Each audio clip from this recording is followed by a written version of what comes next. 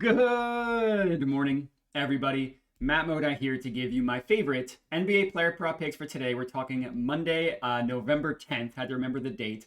The Splash Zone is back in your life. I'm going to have 4 NBA player prop picks for you guys to lock in for today's MLB betting slate. We're back in one first quarter king. We got 3 plus money bangers. Very, very confident in the 4 plays that we have. Before we get into that, let's do a recap of another good day. That's, I think, been 4 out of 5 days or 3 of 4, regardless. We've been on a pretty nice roll the last couple days on this NBA season. That continued yesterday. We were up 1.21 units. Michael Porter Jr., I should have played, I played it a little bit lighter in terms of unit size. I should have hit it for a full unit because he was a first half cash. AJ Mitchell came through. I think he scored 21 points in this game. The only one that we lost was AJ Green, 10 plus points, which might have been the worst bet of all time because I don't think he scored his first point until the fourth quarter, and he ended with 3 points. But luckily, the other 2, both of them plus money bangers, came through. So another day up over a unit. I do know for a fact that 3 out of our last 4 days, we've been up over a unit in 3 out of those last 4 days individually. We're still working our way back to get into the green on the year because I dug myself a pretty nice hole to get out of. Apparently, I just like doing that.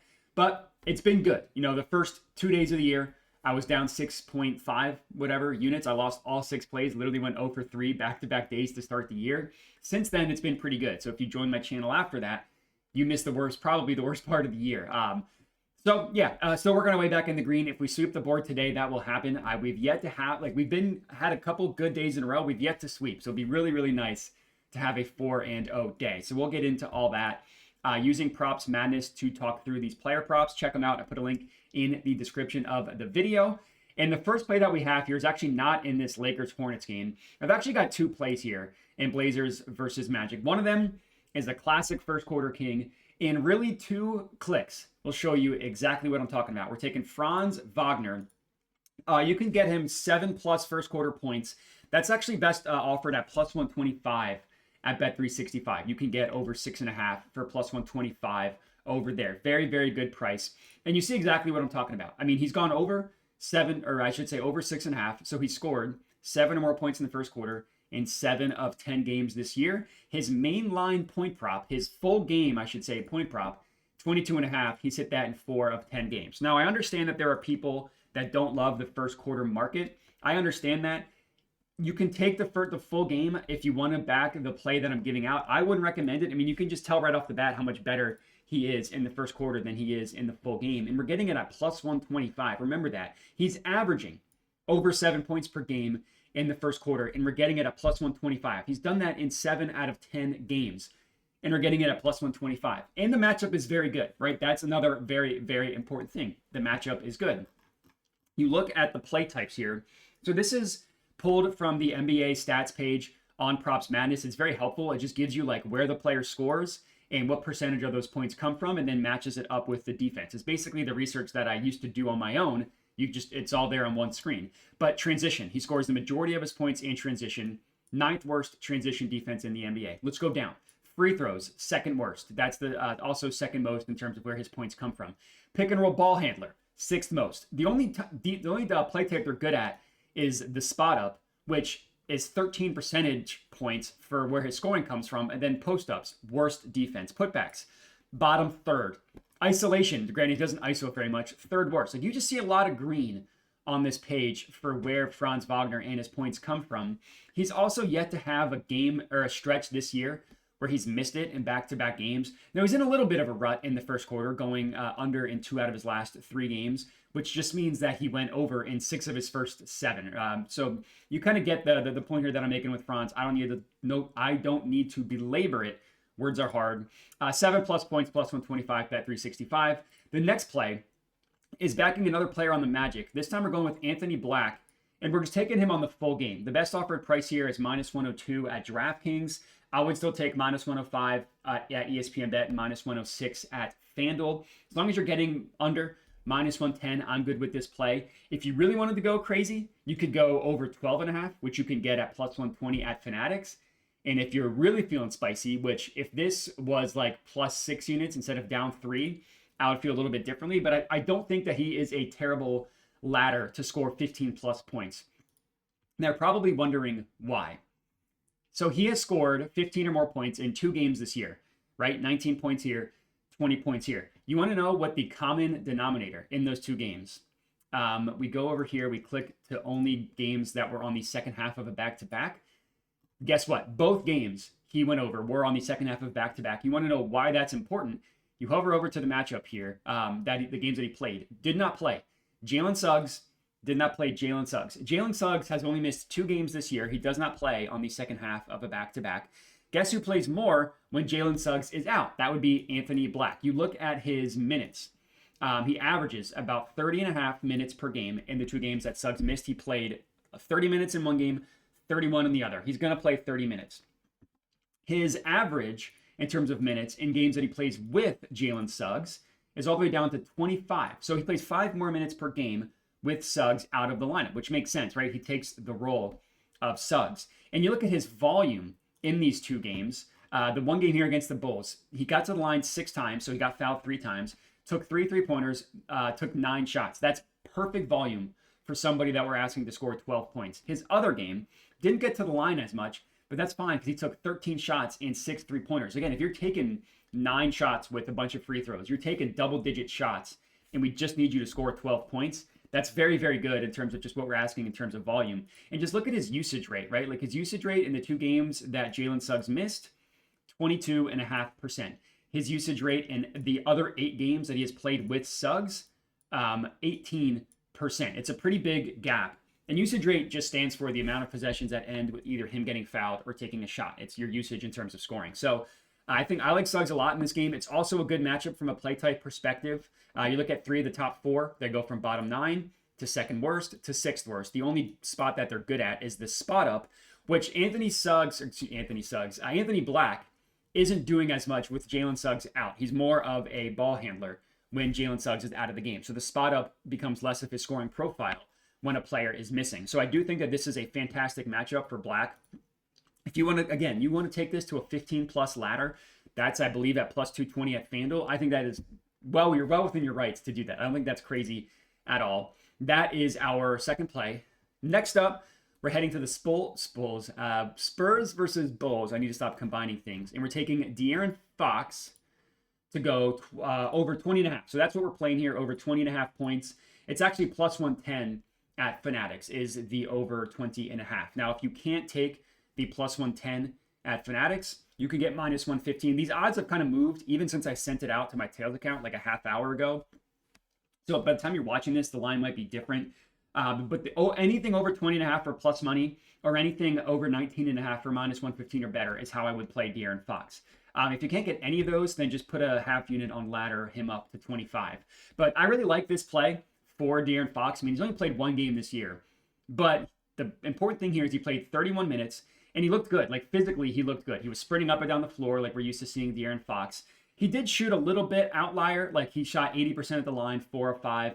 2 of 5 from deep is fine. Like, 2 of 5 is not something that would scare me off. The field goals made, 9 of 14. Again, a little bit of an outlier. But when you're taking 60% of your shots in the paint, your field goal percentage is going to be high. And that's something that De'Aaron Fox can do. Like, you go off of him last year, he took over 50% of his shots in the paint, 30% in the restricted area, another 30% like that push shot, and then the remaining, not the remaining, but another 25% via the above the break 3-pointer.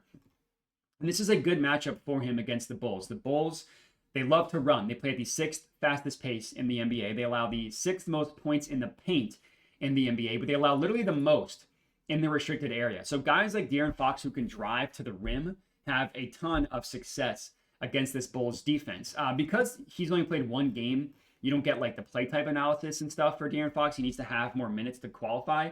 But to show you what I'm talking about here, I want to show you transition. That's where De'Aaron Fox is really good at scoring, is in transition. And they give up the 6th most points per game via transition. And in terms of the pick and roll ball handler, which Fox will also do a lot of, they're below average. So his scoring profile is pretty similar to Stephon Castle, which you see free throws, they're average. Pick and roll ball handler, they're slightly below average. But transition, they're bad. Spot up, they're bad. And I think Fox is going to have a good game against the Bulls. If he's playing 31 minutes in his first game back and looking healthy, I think that he's going to have another good game against the Bulls in what's a decent matchup. And eventually his point prop is going to close at like 24.5. We're getting a value because he's coming back from injury, but the first game showed us that we don't really necessarily need that discount. So Fox over 20.5 points, plus 110 at Fanatics. And then our last play here is Devin Booker. I'm taking him 30 plus points. Now his main line, you see here, is 28.5. I like going just 1 point higher, getting 30 plus points. You can get that at plus 102 at FanDuel is the best offered price on that. So we're still getting a plus money play. I absolutely love this spot for Devin Booker. Now he's missed it in 2 straight games, but you want to know what the common denominator with the teams that he missed against. Look at how they rank versus the pick and roll ball handler. The Clippers, top 10 defense guarding the pick and roll ball handler. They're also very good guarding players via isolation as well, which is the word that I'm looking for. The Spurs, they're also a top 10 defense in terms of guarding the pick and roll ball handler. Well, you look at the matchup here. The Pelicans are the 4th worst defense guarding pick and roll ball handlers. So the 6th worst defense guarding above the break threes, 5th worst defense guarding the restricted area. And points in the paint, they allow the 5th most. That's where about half of Devin Booker's points come from. It's like half in the paint, 30% via the above the break three, which is a pull up. And then he takes some mid-range shots, but not as many. The matchup for him is fantastic. The Pelicans have been getting smoked by point guards. We're looking at here, website, it's called #NBA. It just gives you a bunch of stats. We're looking at point guards and teams that have allowed the most points. The Pelicans, literally number 1 in terms of points per game allowed to point guards in the NBA. You want to know who we targeted De'Aaron Fox in his first game against because I like the matchup so much? Your New Orleans Pelicans. So if this game could just stay remotely close, I remain very confident that Booker can put up a 30-piece. I mean, his average is being brought down by 3 really tough matchups against the Clippers. You take out those matchups, and the only other game was against the Spurs where he put up 28 points. Like, he still played really, really well. Just couldn't quite get to that 30 number. And this is a matchup that Devin Booker has dominated in the past. You look at him, 2 50-point burgers against the Pelicans. He scored 36 against them last year. One game that he missed, he scored 28. It's a matchup that he has historically had a lot of success against. Now, other games, 25 and 28, so it didn't go over. This game, he just shot poorly, 6 of 20. I'll gladly take him, taking 10 3-pointers and 20 shots, getting to the line 14 times, just couldn't make a shot. But the volume is there. And then this game was just a tough one. Didn't really do anything in that one. But historically performs well against the Pelicans, and the matchup is very good. So Devin Booker, 30-plus points, rounds out our 4th and final pick of the video. So these are the 4 plays that we are tracking. It's Devin Booker, 30-plus points, Franz Wagner, 7-plus first quarter points, De'Aaron Fox over 20.5, and Anthony Black over 11.5 points. To give you guys some leans, some stuff I looked at but didn't play. I mean, you could always go Luka in the first quarter. I mean, he's just an insane player in the first quarter. 10.5 for even money is just a little bit too rich for my blood. I understand he's gone over that in 4 of 6 games, but I need 10 plus for close to even money. And asking him to go over 10.5 is just a little bit scary, especially maybe Austin Reeves plays, maybe he doesn't. He's questionable with a groin injury. He's missed the last couple games. I just don't think the value's quite there. On the Hornets side, the biggest thing here is there's no LaMelo Ball. Obviously, Brandon Miller is going to be out for a while, but LaMelo Ball is out. Miles Bridges is also questionable. The guy that I was really, really close to taking is actually Zion James, who I almost took to score 10 points, was what I almost played. It's a good matchup for him. The Lakers have a tough spot-up defense, 5th worst in the NBA. That's where he scores literally 66% of his points via spotting up. They've gotten smoked by similar guards to Zion James. And you look at the games that he's played without LaMelo Ball, it's only been 3, but he's over in 2 of those 3 games. So I was close to going with this one, but if there is no Miles Bridges, if he's a spot-up player, somebody's got to give him the ball. Now, it could be Trey Mann, who we don't have stats on Trey Mann. But Khan, it's a decent passer. You could also go with Khan. He's over in 3 of 3 games, but I'm watching him score 30 points, and that's a little bit scary. For a rookie, he's going to have highs and lows, and coming off of like 3 really good games in a row made me want to just hold off on him. And those are the only ones that I really heavily considered. Jalen Duren's got a good matchup against the Wizards, but you're playing a Wizards tax. I like to call it team not as bad as the Wizards. The lines are just going to be super high. 20.5 points and 13.5 rebounds. That's a little bit too rich for my blood, even though the matchup is very good. So we're just rocking with these 4 plays. Thank you, everybody, for watching. Make sure to like the video, comment, subscribe, all that good stuff. Check out Props Madness. Check out a link to my Tails account. This is just where I send everything out between everything, NFL, NBA. Once we're back in dong season, all the dongs are first sent out here with a little bit of a write-up of why I'm on a play. So this is just basically for people who want to tail but don't necessarily care about watching the YouTube videos, or they just want everything sent to them early because sometimes the odds will be different. Like this Anthony Black one might not be -102 when you watch this in the afternoon versus when it drops in the morning. So the Tails account is just to get everything early. Everything I send out to Tails, you can still get for free on YouTube and Twitter. So you're not getting anything extra. You're just getting it early or without having to watch. So that's all we got. Thank you everybody for watching. Make sure to like the video, comment, subscribe, all that good stuff. Bet responsibly and have a good one.